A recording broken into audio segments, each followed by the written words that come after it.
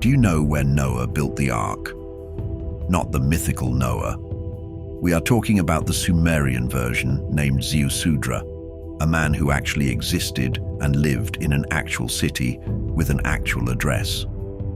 When you realize this, your perspective changes, as this was not some random guy building a boat in his backyard. Ziusudra was real, and he built the ark in a remarkable city. Why remarkable, you ask?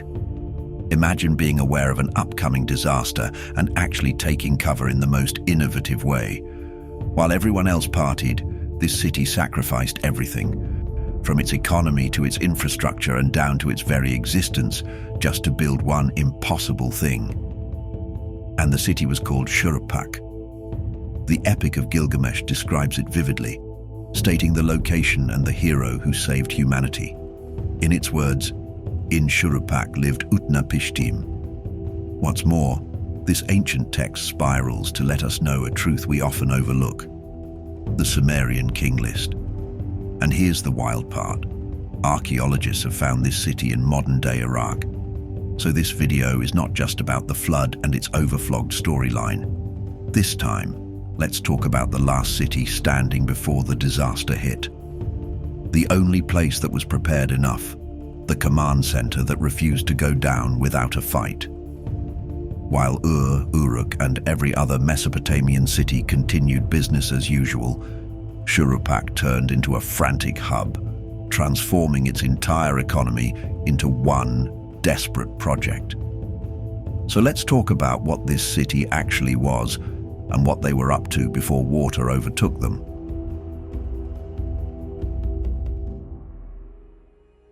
Picture a city that controlled the entire food supply of southern Mesopotamia. This was Shuruppak from way back. Located on the Euphrates River about 55 kilometers south of Nippur, Shuruppak was perfectly positioned to control grain distribution for the entire region. When harvest came, they were the first to know.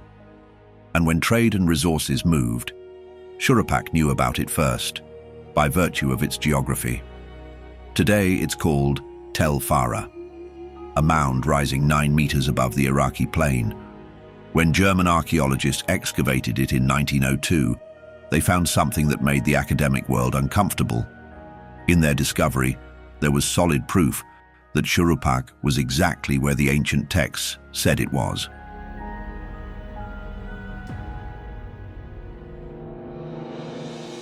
Now, what was this proof? The Sumerian King List. This is the ancient document that scholars love and hate at the same time. Love, because it's one of our oldest historical records. But the hate ranks more because it doesn't play by modern rules. This is what we mean. In chronological order, the text lists every Sumerian king, starting from when kingship descended from heaven, and moving through rulers we can historically verify. Because of this order, there is no separation between mythology and history. Neither is there a clear disclaimer saying, this next part is legend. It just shows names, cities, and reign lengths in one continuous timeline. And right before a very noticeable break in that timeline, the King List names one city as the last seat of royal power: Shuruppak.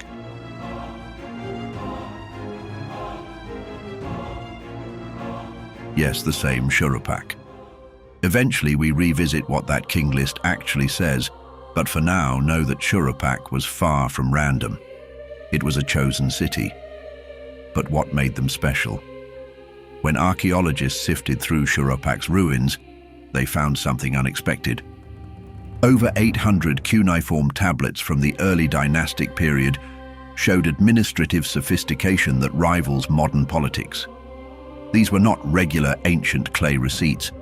They were detailed records tracking grain stores down to individual worker rations, labor allocations by specific task and date, trade goods with origins and destinations logged, and more detailed management information. It was clear this was a civilization that could coordinate thousands of workers across multiple sites and still maintain documentation systems over 5,000 years. But what does this matter? You'll see soon. You'll realize how such efficiency made way for Shuruppak to do the impossible. Or do we say, build the impossible?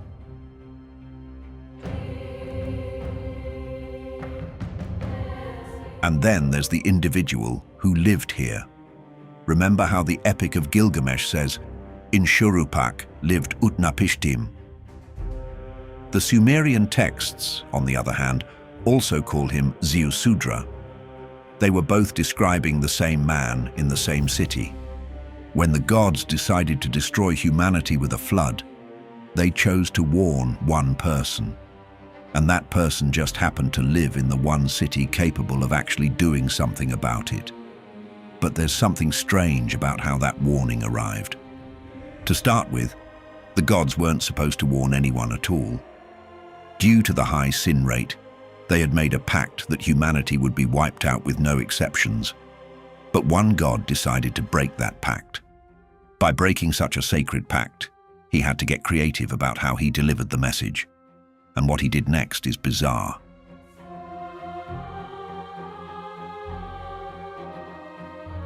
The Epic of Gilgamesh describes what happened next in a way that sounds insane, until you think about it.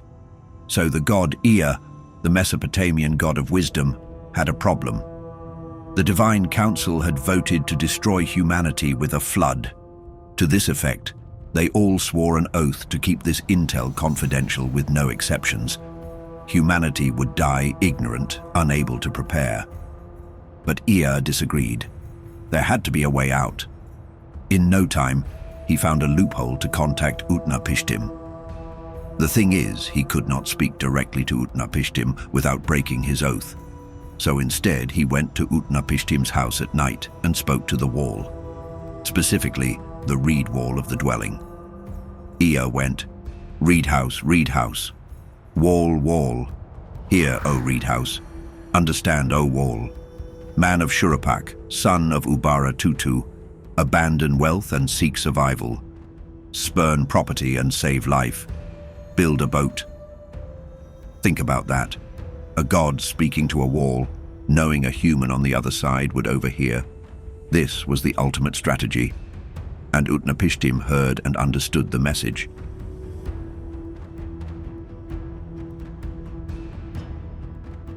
But there is a problem. Why would anyone believe a voice talking to their wall at night? Ancient texts mention signs in the heavens that preceded the flood. Something visible that people could see, but most chose to ignore.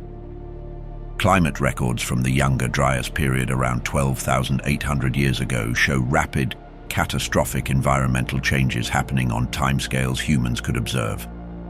Was Shuruppak watching weather patterns shift year by year?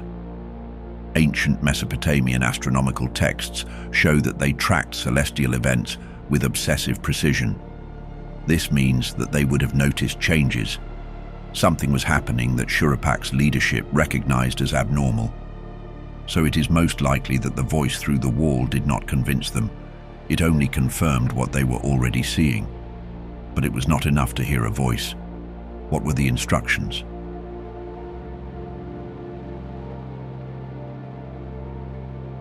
The instructions Ea gave were quite specific and nearly impossible.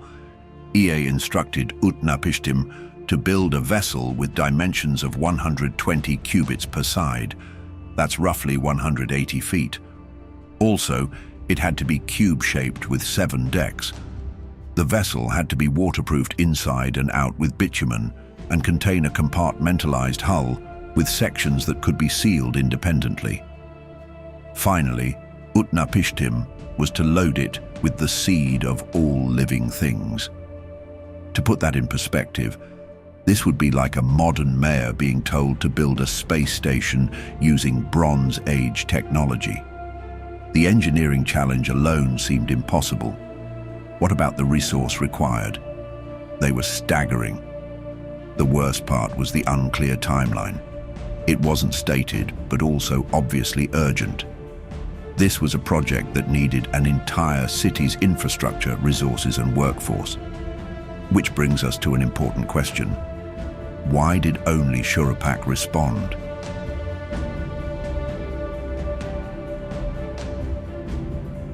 Other cities along the Euphrates saw the same signs, from the rising waters to the changing weather to coastal settlements flooding. But they had normalcy bias, that psychological tendency to assume tomorrow will be like today. Thoughts like, it's been hot before, it'll cool down, or waters rise and fall. They always have. But Shuruppak had something different. This city possessed a leadership willing to act on incomplete information. They were willing to commit everything based on a warning others dismissed as paranoia.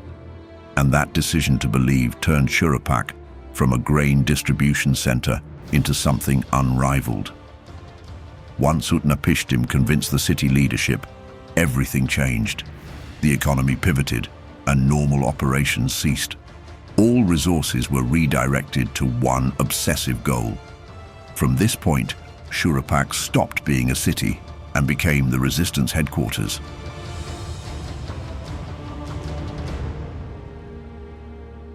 For a moment, imagine the meeting where this decision was made.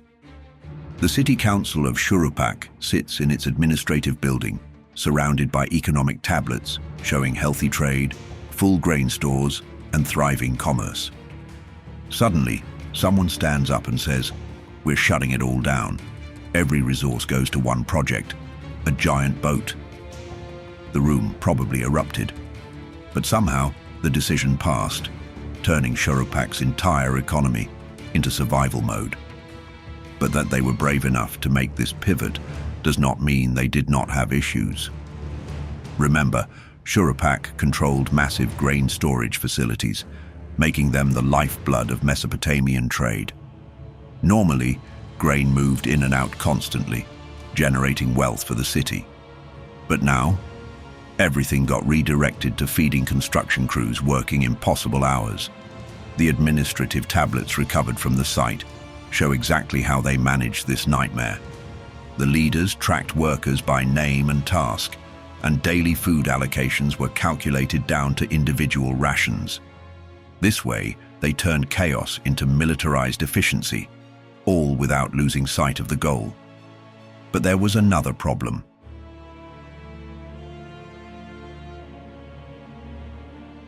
Mesopotamia doesn't have forests. The region is flat river plains with date palms and reeds, and you cannot build a 180-foot vessel from date palms. So Shuruppak imported Lebanese cedar, the strongest timber available, from forests hundreds of miles away. Think about that logistics challenge. Massive beams weighing tons each, transported across the desert and river before roads even existed. To do this, it took massive resources and years of planning in advance. Even more complex was the diplomatic relationship factor needed to secure timber rights in foreign territory. But somehow, Shuruppak pulled it off because they had the administrative infrastructure to coordinate something that ambitious. To add to the timber challenge, there was also the waterproofing issue.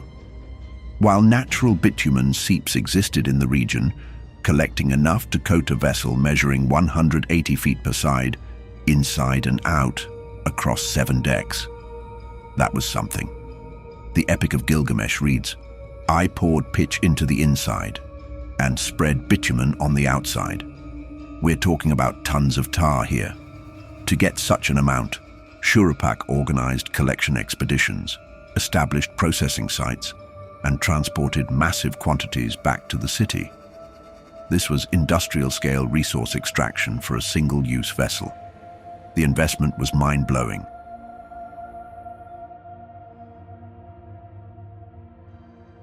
Next up, there is the topic of the labor force. Boat builders from coastal cities were brought in to work on a project far from the sea. Carpenters, rope makers contributed by using date palm fiber. Metal workers worked to forge bronze tools for cutting and shaping, while engineers calculated load distribution and structural integrity. Simply put, Shuruppak recruited skilled labor from across its sphere of influence. Of course, many of them probably thought the city leadership had lost its mind. Build a massive boat far from the ocean to prepare for a flood that might never come, while being paid in grain that could have been sold for profit.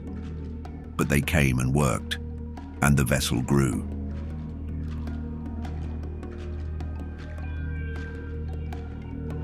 Now picture living in Shuruppak during this transformation.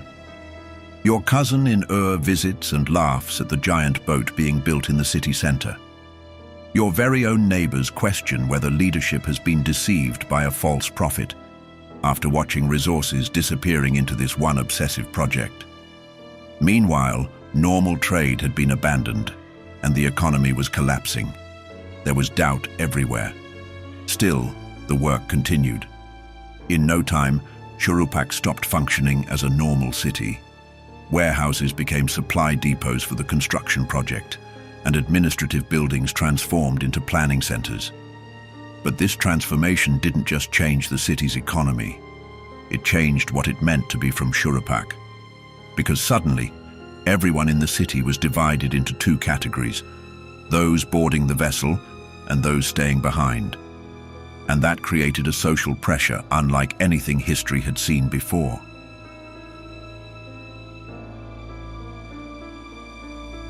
Every morning, traders from Ur and Uruk arrived in Shuruppak to conduct normal business like negotiating grain prices or complaining about taxes. And in the center of the city, thousands of workers were building a boat the size of a city block. The cognitive dissonance must have been crushing for everyone involved. You're a merchant from Ur, and you're trying to negotiate a standard trade contract, while this impossible vessel looms in the background. Do you mention it? Pretend it's not there? Ask what's wrong with these people? Or better still, mind your business. The workers had it worse. Although the laborers showed up daily to work on the ark, most didn't fully understand why they were building it. They were paid in grain rations, given specific tasks, and told where to cut and what to lift. But imagine the conversations during breaks. Talks about building a boat hundreds of miles from the sea because someone heard a voice talking to a wall. Some believed. Families, accepting the warning, started preparing by gathering seeds, collecting tools, and memorizing knowledge they might need. Either that, or making lists of what to preserve when everything else drowned. They lived with the burden of knowing their entire world might end, while everyone around them partied like nothing was wrong. On the flip side, people also doubted. Even within Shuruppak, not everyone bought it. Arguments erupted in the streets and families fractured. Social bonds shattered under the pressure of belief versus denial.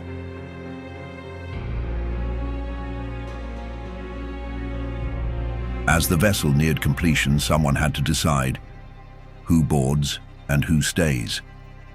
The priority went to craftsmen with critical skills like metalworking, weaving, agriculture, and animal husbandry. Next up were the knowledge carriers who'd memorized mathematical tables, medical practices, and genetic diversity considerations for rebuilding the population. In their own way, they were curating humanity's survival by choosing which skills, knowledge, and bloodlines would continue. Shuruppak was voluntarily killing itself, weakening its defenses and destroying its economy. They were literally betting everything that the warning was real. The city was dying so the seed could live. But all this sacrifice only mattered if they could actually build what was commanded. This was a challenge with Bronze Age technology, yet somehow the vessel took shape. How did this happen?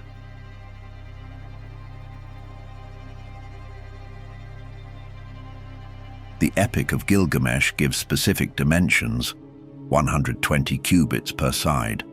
That's roughly 180 to 200 feet. That is about half a football field in every direction. Add the shape and scope, and you see that this was naval architecture, especially for that time. When modern engineers examined these ancient descriptions, they noticed something uncomfortable. Whoever designed this vessel understood displacement. They took into account how much weight water can support, where to place supports to prevent collapse, and even compartmentalization. That is, the art of making sure that if one section flooded, the whole vessel wouldn't sink. These are principles we discovered in the 1800s, but they're written in a text from 2100 BCE describing older events.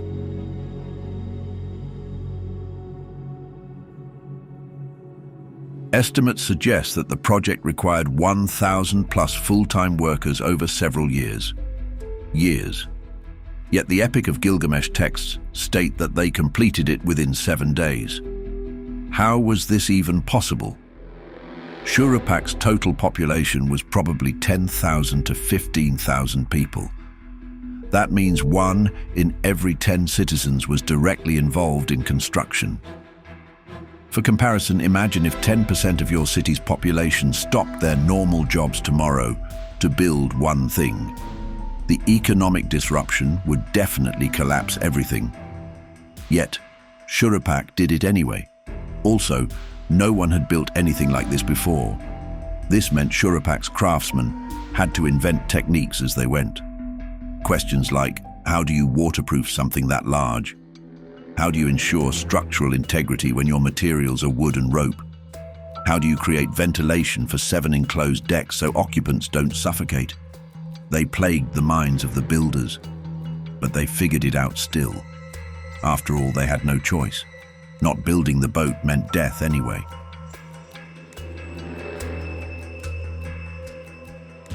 As the vessel neared completion, the final phase began. The people of Shuruppak, under the leadership of Utnapishtim, loaded supplies, built animal cages, and created storage for seeds, grains, and tools. And when it was finally finished, something became undeniable. Either Shuruppak had just wasted decades of resources on the greatest folly in human history, or they were the only city that was actually ready for what came next. And we know which one it was, especially since archaeologists found proof buried under Iraqi sand to show that Shuruppak played a winning game.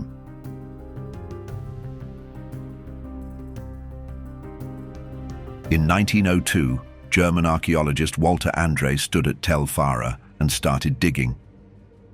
He found cuneiform tablets confirming that this was ancient Shuruppak. This was pure evidence of a sophisticated civilization at its peak. As they kept digging, his team hit something strange. There was a thick layer of yellow sediment. These were flood deposits stretching several feet deep. Below that layer, there was complex pottery, detailed economic records, and proof of major construction activity. Exactly what you'd expect from a city building something massive. And above it, there was a simpler culture, cruder pottery, and clear technological regression. The yellow layer physically separated the two worlds. And Shuruppak wasn't alone. British archaeologist Leonard Woolley also found similar flood layers at Ur. Other teams discovered them at Uruk and Kish, and they all dated to roughly the same period, somewhere between 5000 and 4000 BCE, although some evidence suggests earlier. But here's what makes the Shuruppak layer different. Unlike the other cities, the recovered tablets show that this city had been preparing. The ground confirms the texts. Shuruppak saw the flood coming and built the impossible. And when the flood swept over, the city drowned while the vessel sailed. But there's one piece of evidence we haven't fully explored yet. The one document that names Shuruppak as the last royal seat before the flood. The Sumerian King List.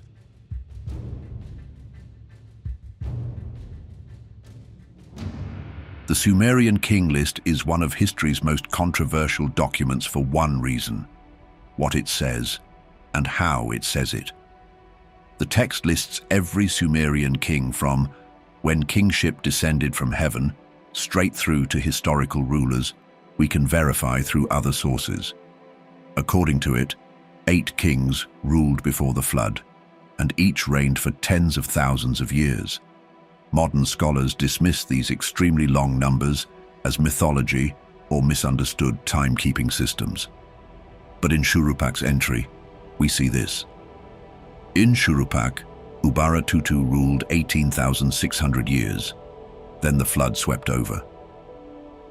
This means that Ubaratutu was the last king before the Great Flood. Then right after this, the list continues with post-flood kings with normal reign lengths of 20 to 30 years. What changed? The text doesn't explain. It just documents the break. Kingship lasted in Shuruppak for millennia, then ended abruptly due to water. The royal line survived through Ziusudra, Ubaratutu's son, and resumed in other cities after the catastrophe. From this, we see that Shuruppak's final gift was to preserve the concept of civilization itself. Eventually, the flood came, taking down unprepared cities one by one.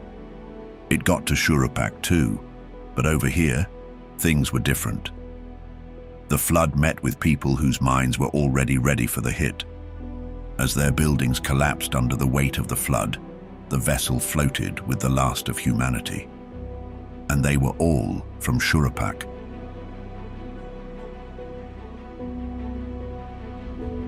Shuruppak drowned, yes, but what it created sailed. The vessel did not just carry people and animals.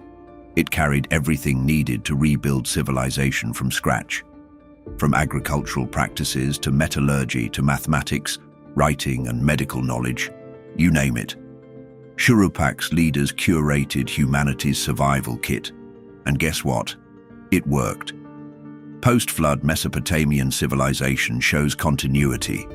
Cities were rebuilt using the same irrigation principles, and writing resumed with the same symbols. Because of Shuruppak, humanity did not start over from zero. While it is true that every other city, including Shuruppak, died in the flood, Shuruppak still won. The vessel outlived the catastrophe, and so the city became the launch pad that saved civilization. Simply put, Shuruppak took the fall so the seed of humanity could live. Which brings us to the question that matters today. If a catastrophe were to happen again, will we be as ready as Shuruppak? Or will we be taken by surprise? What are your thoughts? Let us know in the comments, and give this video a thumbs up if you'd like to see more videos about ancient mysteries. Keep your minds open, and until we meet again,